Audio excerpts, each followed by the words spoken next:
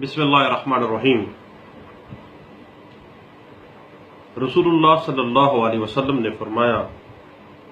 اللہ تعالی قیامت کے دن زمین کو اپنی مٹھی میں لے گا اور آسمان کو اپنی دوسری مٹھی میں لے گا، پھر فرما دے گا کہ میں بادشاہ ہوں، آج زمین کے بادشاہ کہاں ہیں؟ نفس انسانی بنیادی طور پر ایک شیطان کے ورغلانے کی جا ہے، کیونکہ نفس انسانی انسان کو برائی کی طرف آمادہ کرتا ہے۔ اللہ کے رسول صلی اللہ علیہ وآلہ وسلم نے فرمایا، جہنم نفسانی خواہشوں میں گری ہوئی ہے اور جنت ان امور میں گری ہوئی ہے جو نفس کو برے معلوم ہوتے ہیں۔ یعنی نفس انسانی نفسانی خواہشات اور حیوانی جذبے دوزخ کی آگ کی طرف رہنمائی کرتے ہیں، جبکہ ضبط نفس، صبر، پاک دامنی اور نیکی کے دوسرے کام جو اللہ اور اللہ کے رسول صلی اللہ علیہ وآلہ وسلم کی اطاعت ہیں، وہ تمام امور جنت کی طرف لے کے جانے والے ہیں، اور جو افعال جہنم کی طرف رہنمائی کرتے ہیں وہ بہت آسان معلوم ہوتے ہیں اور انسانی نفس کو بہت مرغوب لگتے ہیں، جبکہ جنت کے حصول کے جو اعمال ہیں وہ ظاہراً بہت مشقت طلب نظر آتے ہیں اور انسانی نفس پر بہت ہی بوجھ محسوس ہوتے ہیں، تاہم انسان کا کمال، انسان کی پیک پرفارمنس اور انسان کی نجات ان اعمال صالحہ اور ان احکامات پر عمل کرنے میں ہے جو کہ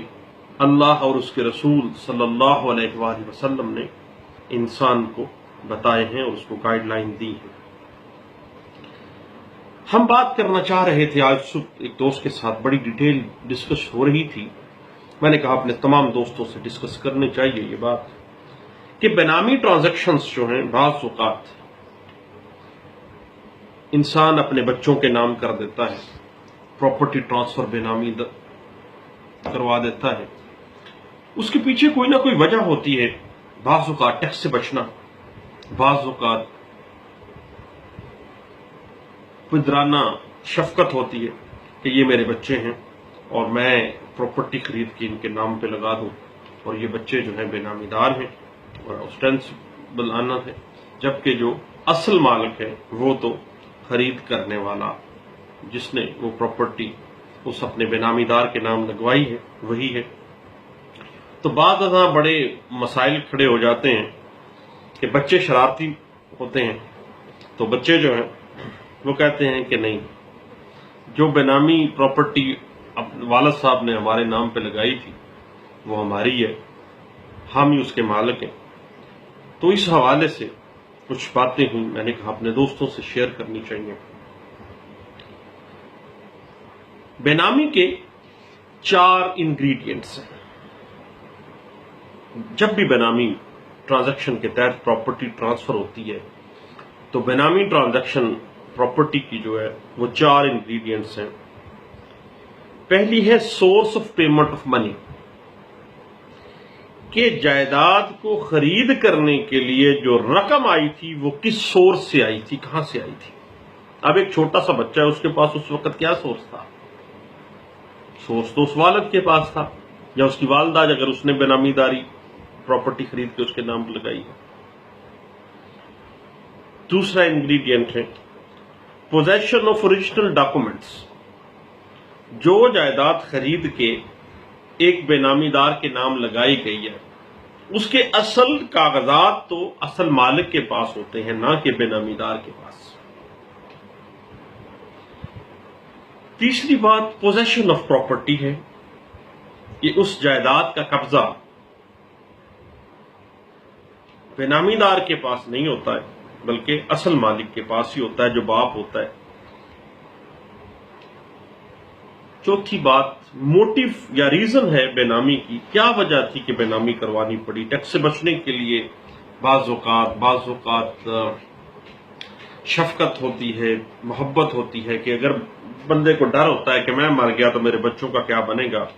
तो वो उस टाइम तो एक खास माकूल वजह के तहत अपने बच्चों के नाम पे बेनामी ट्रांजैक्शन करते हुए वो प्रॉपर्टी उनके नाम लगवा देता है। लेकिन बाद अज़ां वो बच्चे अगर मुकर जाते हैं, देन उसके पास क्या रेमेडी होगी। तो उसके लिए सूट फॉर डिक्लेरेशन उसको फाइल करना पड़ेगा, और रेमेडी जो है, अगर सिर्फ और सिर्फ बेनामीदारी के मामले के मुतल्लिक है तो कोर्ट फीस का मामला ये होगा कि section 74C court fees act 1870 इस पे अप्लाई होगा,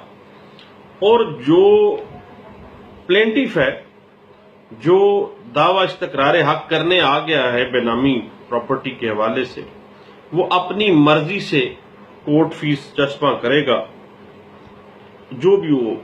मुनासिब समझे कोर्ट फीस वो लगा देगा, या इसको अदालत की डिस्क्रिप्शन पे वो दे सकता है, या अपनी मर्जी से जो भी कोर्ट फीस लगाए वो एक्सेप्टेबल होगी।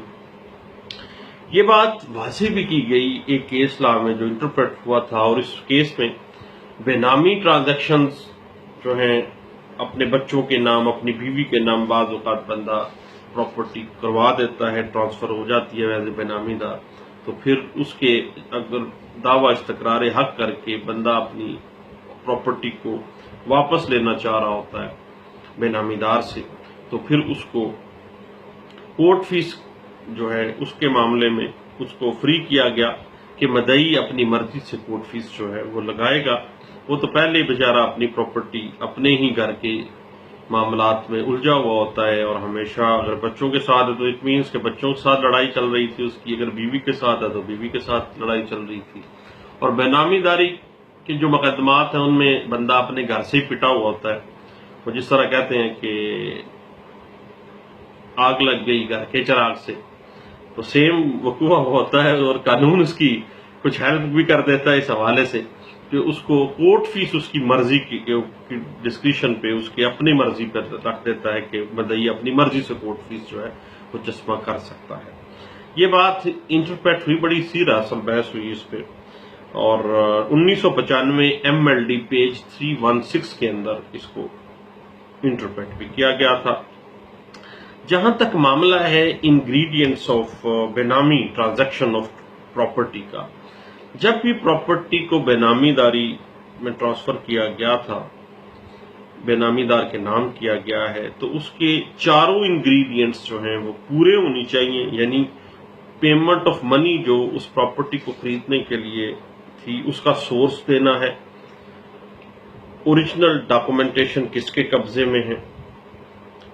उस प्रॉपर्टी जो बेनामीदार के नाम लगाई गई उसका कब्जा किसके पास है, और बेनामी करने की वजह क्या थी। ये चारों चीजें इंग्रेडिएंट्स का पूरा होना लाजमी है। और इस पर एक सीर असल बहस हुई है CLC 2015 CLC पेज 69 के अंदर ये इंटरप्रेट हुई थी। याद रखिएगा,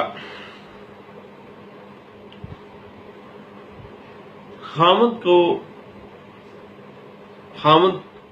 अपनी बीवी को और वालिद बच्चों को जब भी बेनामीदारी में जायदाद देते हैं, तो जायदाद जब बेनामीदार के नाम की गई है, बच्चे के नाम या बीवी के नाम, तो ये बात बीवी और शोहर का ताल्लुक, बाप और बेटे का ताल्लुक, ये जो लोअर कोर्ट्स हैं, सिविल कोर्ट्स, लोअर कोर्ट्स कहते हैं, सिविल कोर्ट्स जो हैं, और उसके अलावा डिस्ट्रिक्ट सिविल कोर्ट्स जो हैं, उनकी तरफ यकीन करने के लिए बतौर शहादत काबिल अमल फेल है कि चूंकि एक मोटिव आ गया है कि एक बीवी है उसके नाम लगा दिया, एक बेटा है, बेटी है उसके नाम लगा दिया है, तो ये بطور شہادت جو ہے یہ تعلق جو ہے قابل عمل فعل ہے، اور یہ ایک بڑی مضبوط شہادت ہے موٹیو کے حوالے سے، ریزن کے حوالے سے بے نامی داری کی، جو کہ مدعی کے حق میں آ جاتی ہے کہ واقعی اصل مالک تو یہ ہے، اس نے پراپرٹی بطور بے نامی کے خریدی ہے اور بے نامی دار کے نام لگائی ہے، اصل مالک تو یہی ہے بندہ۔ اور یہ بات انٹرپریٹ ہوئی تھی سپریم کورٹ آف پاکستان میں، اس پہ بڑی سیرا بحث ہوئی، اور یہ رپورٹ ہوا کہ اس 1986 سپریم کورٹ آف پاکستان کے اندر، اور یہ 1986 SCMR پیج 270 کے اندر اس کو انٹرپریٹ کیا گیا تھا۔ اب والد نے ایک پراپرٹی خریدی ہے، بے نامی دار کے طور پہ اپنے نابالغ بچے کے نام پہ کروا دیا، بچے کے نام پہ جائیداد خرید لیا۔ اب وہ اس بچے کے پاس قبضہ تو نہیں ہے اس پراپرٹی کا اس وقت، نہ ہی اس کے پاس کوئی سورس آف انکم تھا، نہ ہی اوریجنل ڈاکومنٹیشن بچے نے کہاں سنبھالنے تھے۔ بے نامی کی ریزن واضح ہے کہ بیٹا ہے، بچہ ہے، اس کے نام پہ جائیداد خریدی گئی ہے، قبضہ والد کے پاس ہے، تو جناب نابالغ بچہ جو ہے اس بے نام پراپرٹی کا مالک نہیں ہے، مالک اس کا وہی والد ہے، وہی بندہ ہے جس نے وہ پراپرٹی خرید کے اپنے بے نامی دار بچے کے نام پہ کروائی ہے۔ یہ بات انٹرپریٹ ہوئی PLD 1972 Karachi high court page 653 کے اندر اس کو انٹرپریٹ کیا گیا تھا۔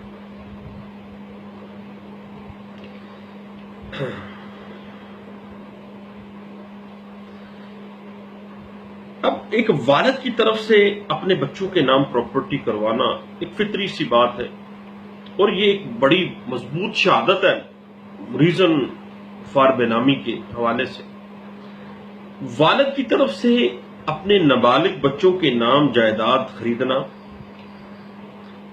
اب اس میں بچے بے نامی دار ہیں، والد جو ہے وہ اصل مالک ہے، اور والد ہی اصل بینیفیشری ہے۔ بچے تو نابالغ ہیں، انہوں نے کیا بینیفٹ لینا ہے؟ ان کی تمام بینیفٹس ان کے والد کے ساتھ اٹیچ تھے اس وقت، تو وہ اصل مالک جو ہے وہ ان کا والد ہے، بچے بے نامی دار ہیں، اور وہ پراپرٹی کس کی ہے؟ ان کے والد کی ہے، ان بچوں کی نہیں ہے۔ اس کے اوپر بڑی سیر حاصل بحث ہوئی ہے کیس پہ، اور یہ کیس رپورٹ ہوا تھا، اور یہ settled principle of civil law کا درجہ حاصل کر گیا تھا، اور بعد میں یہی بات TCO کیس لاز ہیں بے نامی ٹرانزیکشنز پہ، جس میں یہ بات جو ہے دہرائی گئی ہے۔ یہ بات انٹرپریٹ ہوئی PLD 1965 Lahore high court page 550 کے اندر۔ اس کے بعد چونکہ ایک نابالغ بچہ، اس کے نام پہ جائیداد خریدی جاتی ہے، source of payment of property جو ہے وہ تو اس کے پاس ہے ہی نہیں، ذرائع آمدن اس کے پاس تو کہاں، وہ تو نابالغ بچہ ہے، وہ کماتا تو نہیں ہے۔ اب اس نابالغ بچے کے نام پہ جائیداد تو اس کے والد نے لگائی ہے،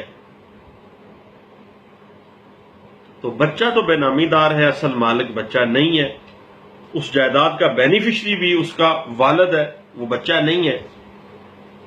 خواہ بعد میں وہ مکر جائے بچہ کہ نہیں پراپرٹی میرے نام پہ ہے، میں ہی اس کا مالک ہوں، لیکن والد جو ہے وہ اصل مالک ہے، اور قانون اس کو مانتا ہے۔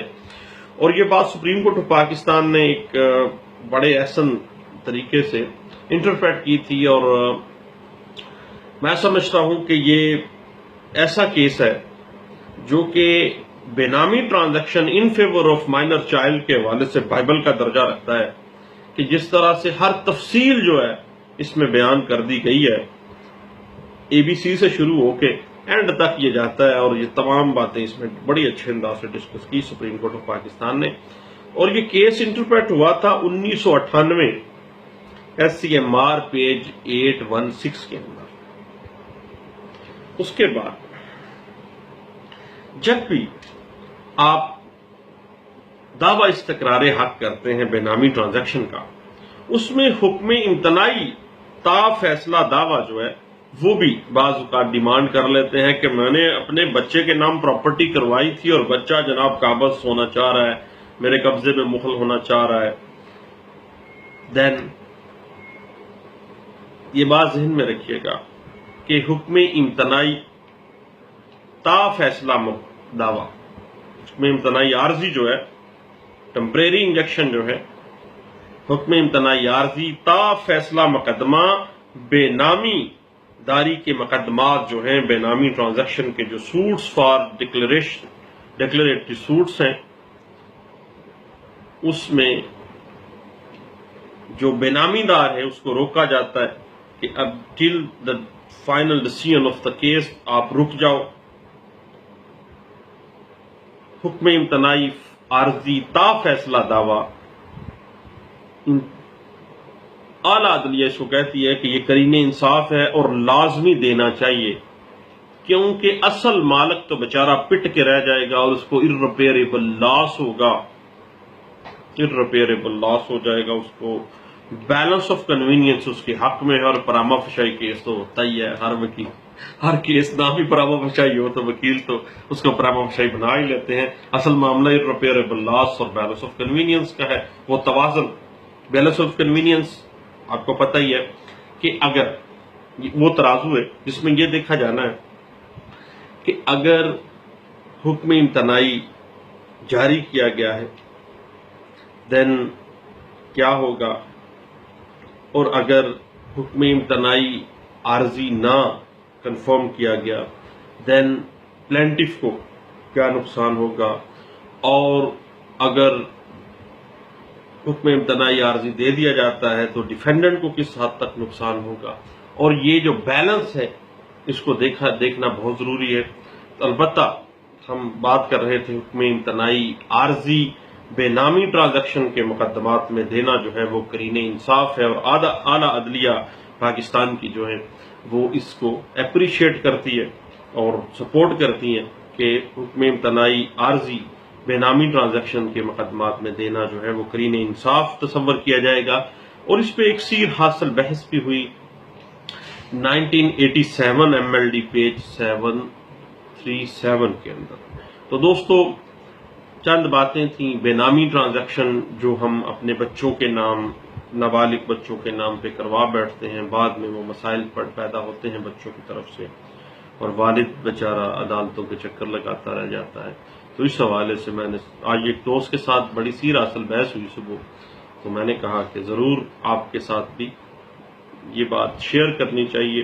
اصل میں جب بھی آپ کے پاس کوئی بھی پوائنٹ آ جاتا ہے، کوئی علم کی بات آ جاتی ہے، تو وہ آپ کے سر پہ قرضہ ہے، وہ فوری طور پر آپ شیئر کریں، کسی دوست کو بتائیں، کسی نہ کسی کو بتا دیں۔ تو سوشل میڈیا آج کے دور میں ایک بڑا اچھا میڈیم ہے شیئر کرنے کے لیے، نالج شیئر کرنا چاہیے، اور اسی طرح سے علم بڑھے گا، دیے سے دیا چلتا رہے گا۔ کل رات کو میں ایک پوسٹ پڑھ رہا تھا، بڑے اچھے دوست Muneeb book depot Lahore Turner road والے جو ہیں،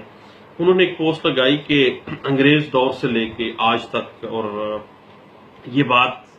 واضح ہے کہ جو ایڈمنسٹریشن آف ڈسٹرکٹ جو ہے اس میں ایک ڈپٹی کمشنر جب بھی کسی جگہ پہ پوسٹ ہوتا ہے تو وہ وہاں پہ ایک رجسٹر رکھتا ہے جس میں وہ تمام جو باتیں اس کے علم میں آتی ہیں وہ درج کرتا ہے۔